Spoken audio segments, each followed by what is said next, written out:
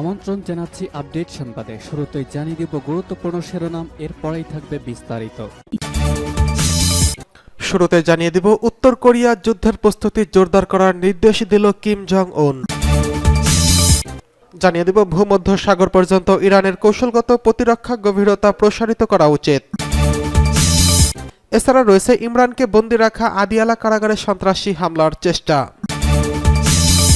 জানিয়ে দেব Russia Ukraine যুদ্ধ কি হতে যাচ্ছে পরিণতি। শুনছিলেন সংবাদ শিরোনাম, এখন বিস্তারিত। তার আগে অনুরোধ থাকবে ভিডিওতে একটি লাইক দিন এবং কমেন্টস করে জানিয়ে দিন কোন জেলা থেকে বা কোথা থেকে আমাদের সঙ্গে যুক্ত রয়েছেন। যুদ্ধের প্রস্তুতি জোরদার করার নির্দেশ কিম জং উনের। যুদ্ধের প্রস্তুতি জোরদার করার নির্দেশ দিয়েছেন উত্তর কোরিয়ার সর্বোচ্চ নেতা কিম জং উন। পূর্ব এশিয়ার এই দেশটি একটি সামরিক ঘাঁটি পরিদর্শনের পর এই নির্দেশ দেন তিনি। এর আগে সিওল এবং ওয়াশিংটনকে তাদের বেপরোয়া এবং উন্মুক্ত মহড়া বন্ধ করার আহ্বান জানিয়েছিল উত্তর কোরিয়া। বৃহস্পতিবার 7 মার্চ এক প্রতিবেদনে এ তথ্য জানিয়েছে সংবাদ মাধ্যম আল জাজিরা।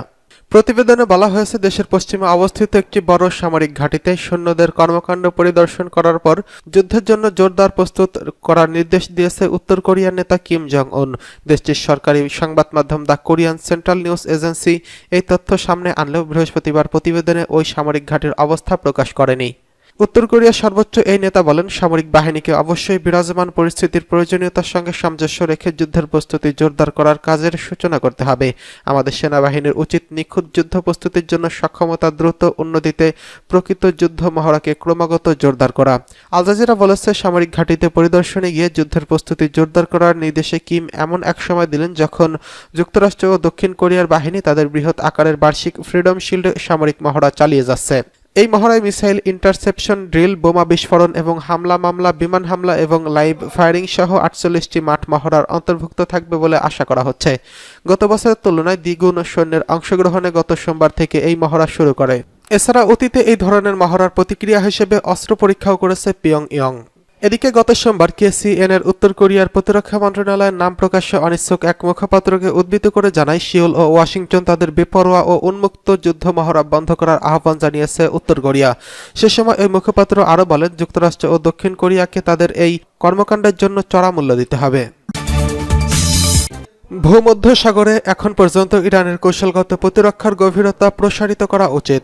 ইসলামী প্রজাতন্ত্র ইরানের সর্বোচ্চ নেতা সামরিক উপদেষ্টা মেজর জেনারেল ইয়াহিয়া রহিম সাফাদি বলেছেন, দেশের কৌশলগত প্রতিরক্ষা গভীরতা ভূমধ্য সাগর পর্যন্ত বিস্তৃত করা উচিত।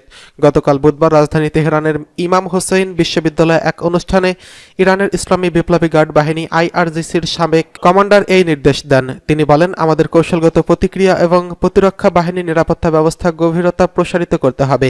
এর কোনো বিকল্প নেই। এই কৌশলগত প্রতিরক্ষার গভীরতা ভূমধ্য সাগর পর্যন্ত বাড়ানো উচিত, যার দৈর্ঘ্য হবে ইরানের ভূখণ্ড থেকে 5000 কিলোমিটার দূরে। জেনারেল রহিম সাফালি বলেন, লোহিত সাগর ও ভূমধ্য সাগরকে কৌশলগত স্থান উল্লেখ করেন তিনি বলেন, IRGC নৌ ও বিমান শাখার উচিত এদিকে নজর দেওয়া, কারণ ভবিষ্যতের যুদ্ধ প্রধানত সমুদ্র ও আকাশপথেই পরিচালিত হবে।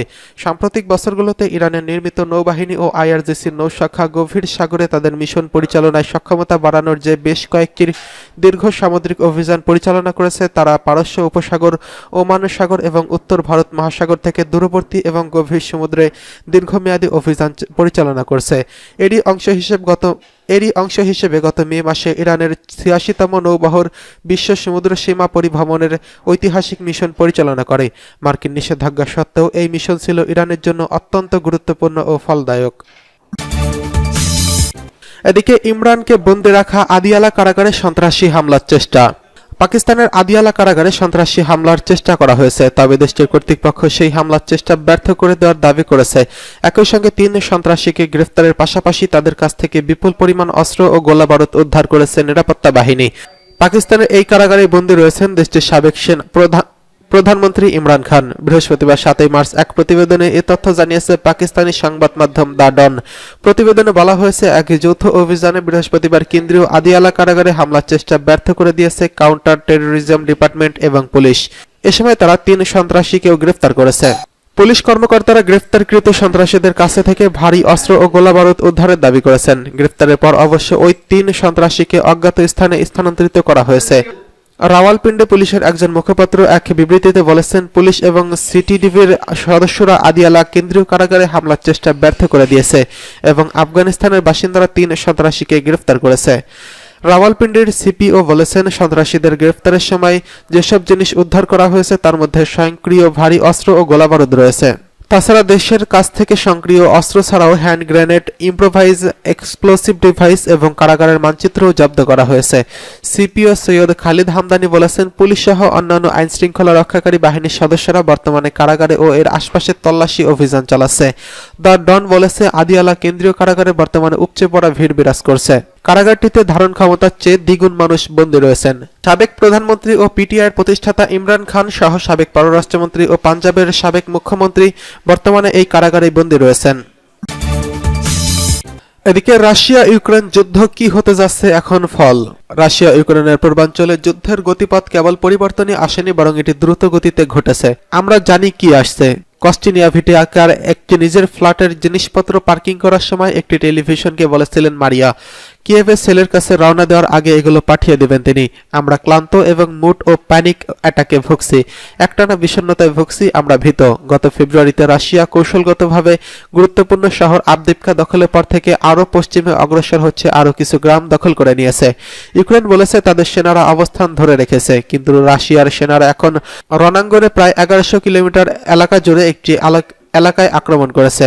তারা এখন দোনেস্কের অঞ্চলের পূর্বাঞ্চলে এবং যেখানে ইউক্রেনের যোদ্ধাদের ব্যাপক ক্ষতির মুখে পরীক্ষার মুখে পড়তে হচ্ছে, এসব শহরগুলোতে মানুষ এখন দ্রুত অগ্রবর্তী রুশ ফ্রন্টলাইনের মুখে দখলদারিত্বের মুখোমুখি হচ্ছে। মারিয়া ও তার মা তেতিয়ানা বুঝতে পেরেছেন যে রাশিয়ারা যতই এগিয়ে আসছে, জীবন ততই কঠিন হয়ে আসছে। তাদের শহরে থেকে আক্রমণের সংখ্যায় আসন্ন। মাত্র 30 কিলোমিটার দূরেই রুশ বাহিনীর সম্মুখভাগে অবস্থান। প্রায় সব সড়কেই ক্ষতিগ্রস্তভাবে ভবন দেখা মিলছে। সেখানে ক্ষেপণাস্ত্র হামলায় ধ্বংস হওয়া একটি ট্রেনে স্টেশনের কাছে একটি গির্জায় গোল্ড প্যানেল সংযোজন করেছিলেন শ্রমিকরা। এই শহরের ঠান্ডা বাতাস এখনও উদ্বেগ উৎকণ্ঠায় পরিপূর্ণ। শহরটি সাবেক সোভিয়েত ইউনিয়নের সময়কার একটি শিল্প এলাকা। রাশিয়ার এলাকাগুলো দখলের জন্য ধীরে ধীরে ইউক্রেনের একের পর এক শহর ধ্বংস করছে। সেই কারণেই ভয় ছড়িয়ে পড়েছে এখানে। মারিয়া জানাচ্ছিলেন তার মা এখানে থাকবেন, যদিও তিনি আত্মবিশ্বাসী তার মা তাকে অনুসরণ করবেন। এখানে সব জায়গায় এখন ভয় পাওয়ার মতো, পুরো দেশ আগুনের মুখে। তার চোখ ভিজে যাচ্ছিল। এটি বিষয় হলো যতটা সম্ভব নিজের বাড়িতে থাকা। পুরো ইউক্রেন জুড়ে এখন যুদ্ধরত এলাকা, দোনেস্ক অঞ্চল সহ আরো 4টি এলাকা এখন রণাঙ্গন। এখানকার ঘন ও প্রসারিত বনজঙ্গল এলাকা দিয়ে যাওয়ার সময় মনে হবে আপনি সংঘাতের দিকেই এগিয়ে যাচ্ছেন। আপনি 40 কিলোমিটার দূর থেকে ভারী গোলার শব্দ শুনতে পাবেন। কোনো একটি এলাকা থেকে আপনি দেখতে পাবেন ইউক্রেনের ভূখণ্ড ভেঙে যাওয়ার দৃশ্য। আবদিপকার দিক থেকে আসতে দেখা যাবে ধোঁয়ার কুণ্ডলী। শহরটি সম্প্রতি দখল করেছে রাশিয়া, আর 2014 সাল থেকে নিয়ন্ত্রণ করতে হরলিভকা। নিজের আকার, এয়ার সুপারিটিও এবং গোলাবারুদ ব্যবহার করছে রাশিয়া। এর কাছেই চমৎকার উপত্যকা। এখানকার প্রাকৃতিক দৃশ্য ভূমধ্যসাগরে এলাকাটিতে ইউক্রেনীয় সেনারা ফ্রন্টলাইন বানিয়েছে। ইউক্রেনের জেনারেলদের আশা, কিছু এলাকা সাময়িকভাবে হারালেও দীর্ঘমেয়াদে এসব এলাকা মুক্ত করতে পারবেন তারা, যদিও সবার জন্য তা প্রয়োজন নয়।